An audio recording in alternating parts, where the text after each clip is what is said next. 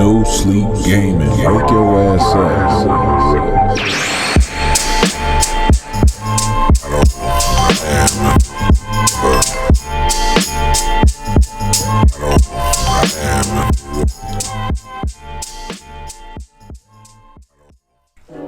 What's going on, y'all? This your boy Charm City Games, back with another video. Make sure you hit that like button and subscribe to my channel if you enjoy my content. Also, don't forget to hit that notification bell, that way you know whenever I upload a video. And also, follow me on Twitter and Facebook at Charm City Games. And join my Facebook gaming group, No Sleep Gaming. Now let's get to the news. So recently, Sony have announced that they are now turning a profit whenever selling the PlayStation 5. And in Australia, there has been a new model of the PlayStation 5 that has turned up.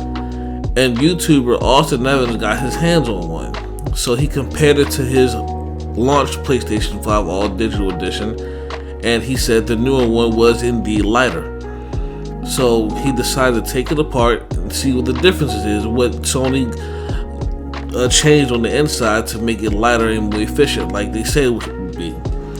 And come to find out, it's a big difference. The PlayStation 5 newer model actually runs hotter than the launch edition. Check this out.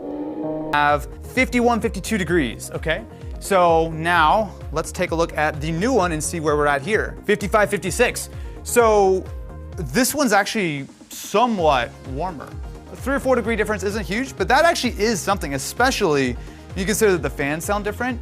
My hunch is that the difference between these two PS5s and the weight is that this has a different cooling assembly. The new one is running pretty consistently 3 to 5 degrees warmer than the old one. Celsius, yeah. So in Fahrenheit, that's probably like 8, 9 degrees warmer. That's something that you would notice if you're having throttling issues with an existing PS5, if it doesn't have like great airflow or something.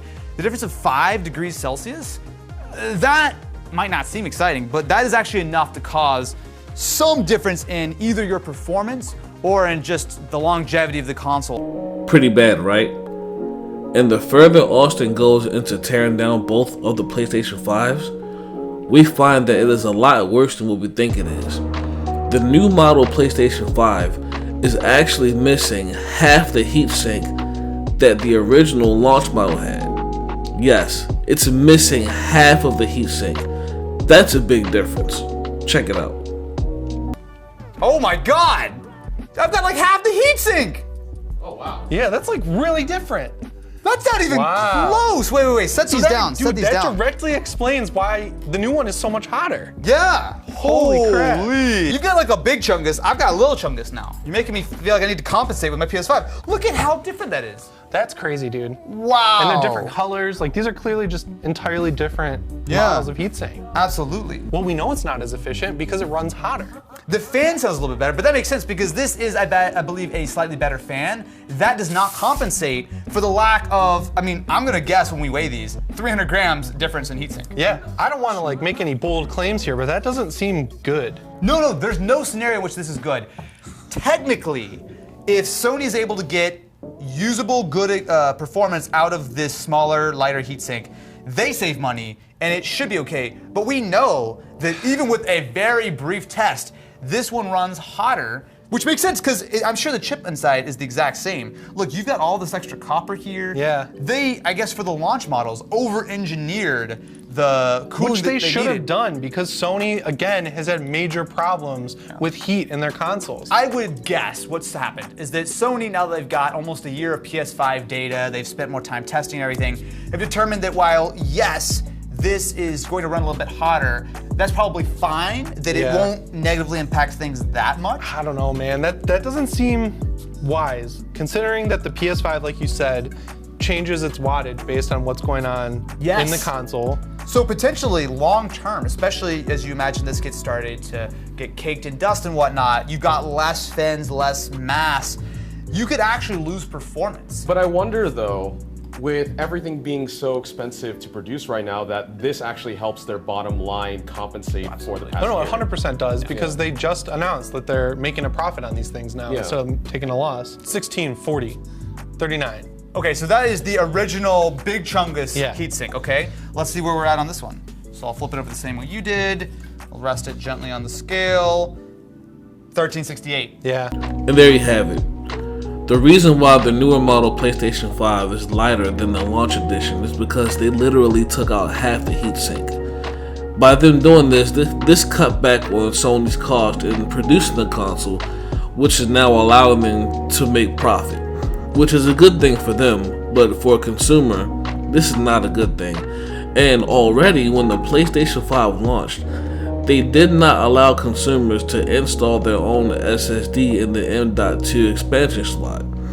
And they just recently put the expansion slot open in the beta to a certain amount of users. And they also recommend a heatsink, saying do not install an SSD without a heatsink. So if you already need a heatsink, and now the newer system is going to run hotter, is this going to affect the performance of not only the internal SSD, but the SSD that you put in the expandable storage slot? This extra heat can have a big impact on the performance of the console, and maybe the console might not last as long. I don't know, this is a big problem, this is a big issue, this is a big concern for me. I'm so glad that I'm an early adopter of the PS5. I would much rather have the bigger, heavier heatsink in my PlayStation 5 than the newer model that's having the smaller, less efficient heatsink. So, I hope they address this. I hope they have an announcement or address why they made this decision. Is it going to impact the PlayStation 5 in the long run? Or what was their reason behind doing this? Because this is not good. It is not good for you to release a redesigned version of your console and it performs worse. That is inexcusable. Man, if Microsoft did something like that with the Xbox Series X or the Xbox Series S, you know everyone would be all over it. So Sony, you need to fix your shit. Your new design should not run hotter than your older design. This is not good. This is Charles City Games, and I'm out.